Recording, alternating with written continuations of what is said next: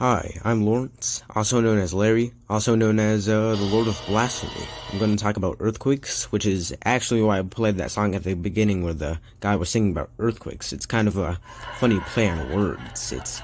I'm actually kind of a comedic genius if you think about it. I'm just kidding, but earthquakes are natural disasters that over the course of history have caused a lot of destruction. From the 8.0 earthquake in San Francisco to the 9.5 magnitude earthquake in Chile, earthquakes can be very dangerous, and this is due to their unpredictability. Because we can't exactly pinpoint when an earthquake is going to happen, we usually don't have enough time to evacuate people to a safer area during an earthquake, but I think that one day scientists can develop the technology to perfectly predict an earthquake. But you can't really predict something that you don't fully understand. If we want to predict earthquakes, we need to know everything about them down to the very core, and I mean that in a very literal sense. Because in the center of the world, there is a thing called the core, and the core is very hot. Kind of like me.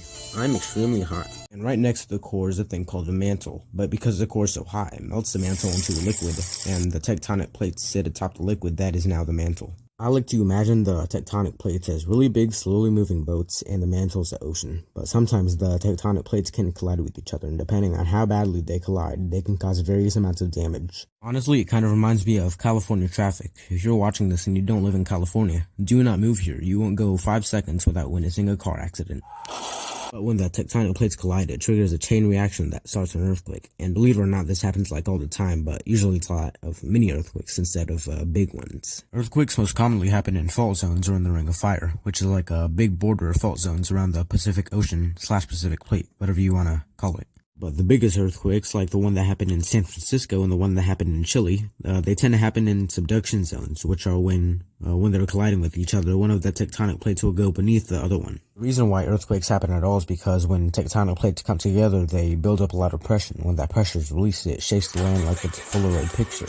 After an earthquake happens, seismologists like to use a device called the Richter scale, which measures how big the earthquake was. This is pretty useful for future earthquake research. How could you have possibly known what I was going to say? Also, why are you intruders infiltrating my household? There's also volcanic eruptions, which are kind of like earthquakes, but some of the goo from the core of the earth leaks out. That goo being hot, boiling magma. So in summary, earthquakes most commonly happen in the Ring of Fire. They happen because sometimes the tectonic plates touch each other a little bit too hard, and they start creating a lot of energy, and when that energy is released, it causes an earthquake. There is the Richter scale, which measures how big an earthquake was, and there are volcanic eruptions, which are kind of like earthquakes, and but the goo from the core of the earth leaks out. Also, here's a picture of my disgusting acne-riddled face, so you know for a fact that I made this, and I didn't plagiarize it.